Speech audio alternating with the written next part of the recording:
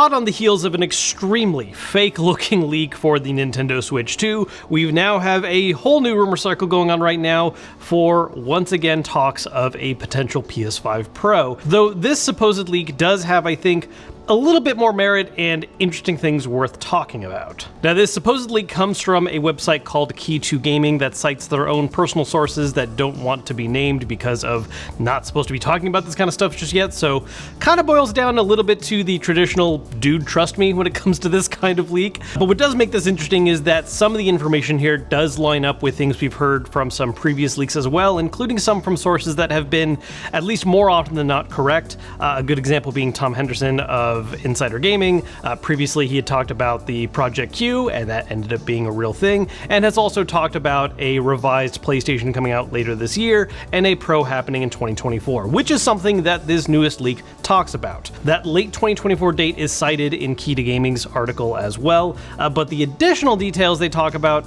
have to do with some of the goals of this supposed Pro system, claiming that this new system would offer more stable and improved performance on those games that are currently struggling a little bit on the current model PS5 with the same performance profile, while also offering a performance mode that would enable 8K gaming. Other bits of morsels and claims from this article include the idea that this has been in development since 2022, that dev kits would be going out in November of this year, and that the project name for this potential PlayStation system is Project Trinity, which does line up with the naming scheme that PlayStation has used for a lot of their more recent PlayStation products. Some people talk about it being a Matrix reference because PS4 Pro was Neo, PSVR was Morpheus. When you look at the grander scheme of all the different project name titles that PlayStation has been using, including for things like the PS5, it is a bit more of a general Greek mythology theming going on,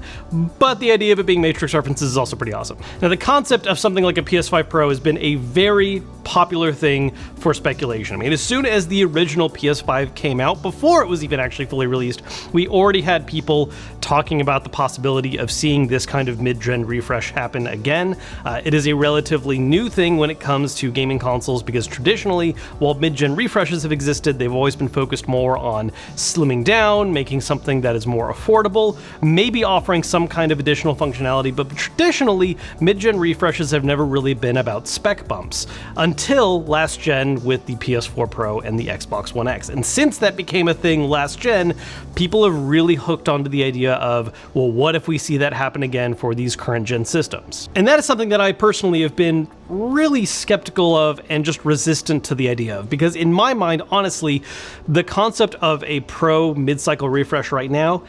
doesn't make a ton of sense. Yes, there are those games that aren't hitting stable frame rates, and we are starting to see a lot more games release with 30 FPS profiles rather than being able to do 60 smoothly or even above. But I think where I've personally really stumbled on the kind of necessity and reason why for releasing a Pro system is that when you look at last gen, there was a very clear specific reason to do that: 4K. 4K TVs were beginning to become a lot more affordable. It was something that you would actually see people actually pick up for consumer uses, and so having gaming consoles that supported that increased resolution was suddenly more in demand. That's why we got the Xbox One X and PS4 Pro. And with this generation right now, it doesn't seem like the timing is quite as right for that. If this article is correct and part of the goal of this system would be to open up an 8K performance option, that obviously is the same kind of sales pitch, right? The current systems only do 4K, despite the fact that the PS5 right on its box does say 8K compatible on it, which is a whole other thing I'm not going to fully dive into right now. But with the PS5 Pro, the idea would be to push 8K gaming and thus justify grabbing 8K TVs, which is especially of interest to Sony because out of the major console manufacturers right now, they're the only one that happens to also make TVs. And so when Sony themselves have 8K TVs to market and sell, suddenly also offering a gaming console that does 8K offers a certain synergy there. And so that actually is one aspect of a Pro may be happening that I could believe. It's Sony trying to push their own TVs at the same time alongside the consoles. But the timing doesn't really feel right yet to me. I mean, unless we start to see some extremely massive fall-offs in 8K TV pricing, they're not really hitting this same degree of affordability that 4K TVs were once the PS4 Pro and Xbox One X were coming out. They have been dropping in prices, but especially when you're looking at anything beyond the most basic spec level LED TV, you're seeing a lot of very expensive price points easily getting into $3,000 or $4,000. And so while the idea of 8K output is kind of cool sounding, it doesn't really seem like the kind of thing that right now hits a very large market. You know, again, when Xbox One X and PS4 Pro were coming out, 4K TVs were beginning to really drop in price and more people were grabbing them, and we're not really in that phase yet with 8K. I think what's also interesting about this issue is that it does, for PlayStation, now introduce the situation of devs needing to consider having two different profiles to work with, something that Xbox has already been dealing with by offering the Series S and Series X, but in this case, it would be having a profile that is more along the lines of what is currently considered a standard mainline system, the PS5 and Xbox Series X, and then a new, more powerful profile that devs will have to develop around, something that their own first-party teams would absolutely be jumping on the chance for, but does end up resulting in more SKUs that third-party devs have to deal with and account for, which is especially interesting considering the fact that as far as competition goes right now, it does sound like Xbox has no interest in doing a pro level model anytime soon. Spencer has already gone record saying that as far as they're concerned, the Series X is their pro level model, with the Series S being the more affordable consumer option, and right now they're really more focused on just supporting that line of systems, not necessarily introducing a new power level and SKU to deal with. And so before, when the PS4 Pro came out, there was a equivalent from the competition that eventually released afterwards, whereas at least right now as things stand, the power profile of the PS5 Pro would be something unique to it. The other thing I'm really curious about is that if this is a thing that ends up being real, how well does it actually end up selling? The PS4 Pro and the Xbox One X last gen did sell fairly well, but not nearly as much as their standard line systems, being more expensive ones that were also released later in the generation, therefore not being a necessity for everyone to pick up. It is certainly considered a more luxury style purchase. And PS4 Pro, during some of its initial heavier sales, was basically doing a 1-to-4 sales ratio, where basically out of every 5 PlayStation 4s that sold, one of them was a Pro. And that was when the system was brand new and had some initial momentum. With the PS5 Pro, depending on a couple other things we obviously don't know yet, like how much it could cost, I'm curious if it would see the same degree of ratio in sales because of, again, the situation regarding whether or not people even have 8K TVs to take advantage of that, if that ends up being its main sales pitch. Because again, the main reason why anyone bought a PS4 Pro, sure, the idea of more power sounds nice, but it was achieving that 4K resolution for those people that had 4K TVs to experience it. And while I absolutely know a few dedicated people that are just down to buy the most expensive, most powerful system possible and will do that just because it has that title, it's not exactly a sales pitch that's going to resonate with the greater audience at whole, but that's definitely a smaller component of the fan base, especially when a number of people already own the current version of the system.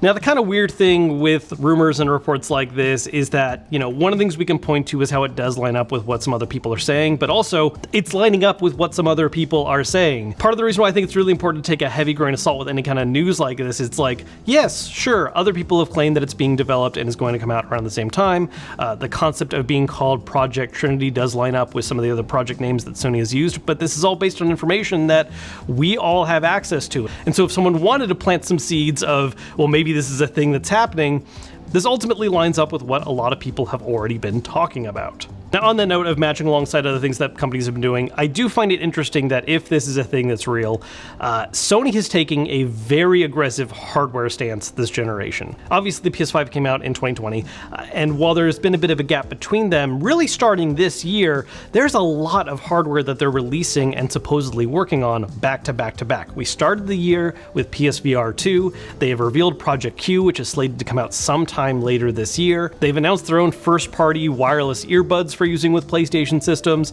There's been rumor of a revised PlayStation 5 console coming out later this year that does not feature a disc drive but does offer a detachable disc drive as an additional accessory that you can make use of. And then with a PS5 Pro slated for late 2024, that's a very dense schedule of product coming out. I try not to comment on every single leak and rumor that comes out for upcoming hardware, but PS5 Pro has been such an interesting case to me because while there absolutely is a segment of the audience that has been clamoring for something like that to come out, it just doesn't make a whole lot of sense to me personally as far as something that Sony needs to do and something that the current generation of games really needs, just looking in terms of what's released on the console so far. And with what appears to be mounting additional rumors and leaks that suggest that this is a thing that's actually happening,